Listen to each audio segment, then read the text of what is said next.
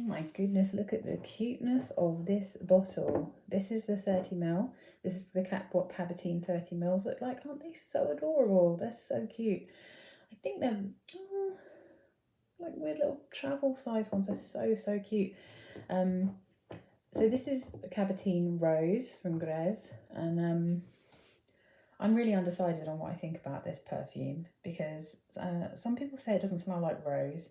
I think in the top notes it smells like rose, but I think it dries down into something else. It dries down into a different type of floral. I think it's surprisingly subtle. I think it's more subtle than the Cabotine Fleur de Passion one that I've also got a review of.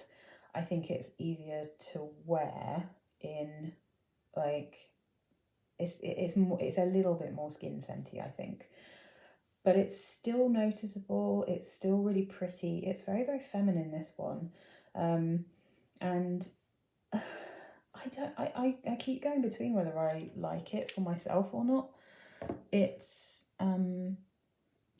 I can't really put my finger on what it is that is not sitting too well on my skin. I wanted to review it anyway because I think if you're a floral person, if you have a lot of floral perfumes, I think this would be a super safe blind buy. But I think because I don't really have many proper florally perfumes, and the ones that I have are quite kind of specific florals, if that makes sense. Like I've chosen them specifically because they're violet or because they're freesia.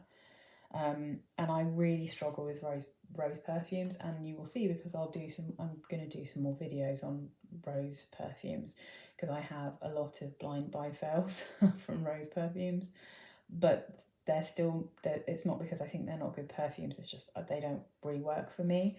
Whereas this one I have worn it, and then in the evening I felt a bit uncomfortable in it.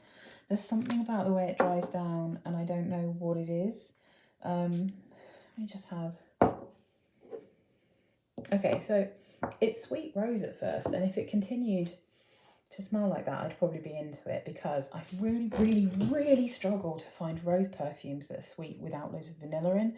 And I like a natural sweet smelling rose.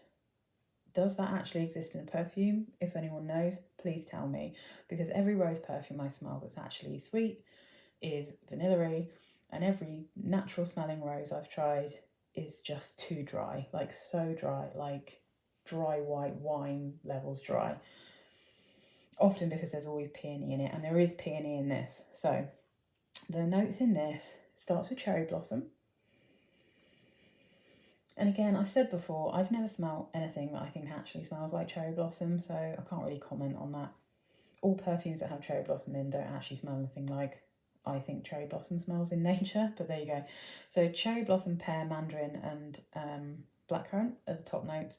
Middle notes, rose, peony, mimosa, pepper, jasmine, lily, tuberose, and orange blossom. So there is a lot going on. There are a lot of florals. Base notes, frangipani, musk, sandalwood, and vetiver. Again, I think with all of the Cabotines, there's quite a lot going on a lot of the time. But this really, there's no denying this is a really pretty floral. I don't know if it's vetiver or frangipani that I'm not mad for. Possibly the jasmine comes out too much when it's drier on my skin because I'm not keen on jasmine. I don't know what it is. It's not massively powdery, it's actually quite fresh. So, yeah. There is a bit of dryness, definitely. Sandalwood tends to be like one of the warmer woods, I think, in perfumes, but I don't... what am I smelling? What am I smelling? I think I'm getting like typical perfume cherry blossom, quite a crisp rose, a crisp fresh rose, and the dryness that you always seem to get with peonies. I think it gets more peppery. The pear is probably making it a bit sweeter. The orange and the blackcurrant is making it quite tangy. But it's very floral to me. This is a floral bouquet. So that's what I mean. I think this was very cheap. I think this was probably only about £6 for 30ml, and it's absolutely, I mean, it is genuinely adorable. You can get this in a lot of places. The rose one's still like widely sold, it seems, whereas the Fleur de Passion one, I think it is probably either a limited edition or they don't make it anymore, so there's not that many places that still sell it. But this is very safe if you want something that sits close-ish to the skin but lasts for ages. So this I could definitely still smell the next morning.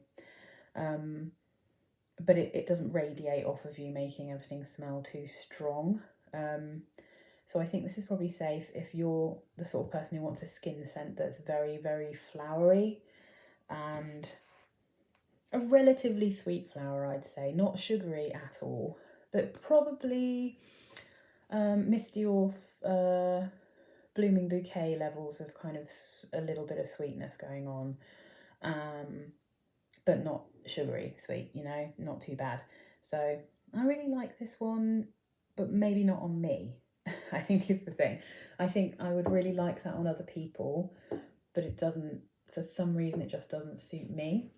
Again, I don't wear really floral perfumes most of the time, so that's probably why.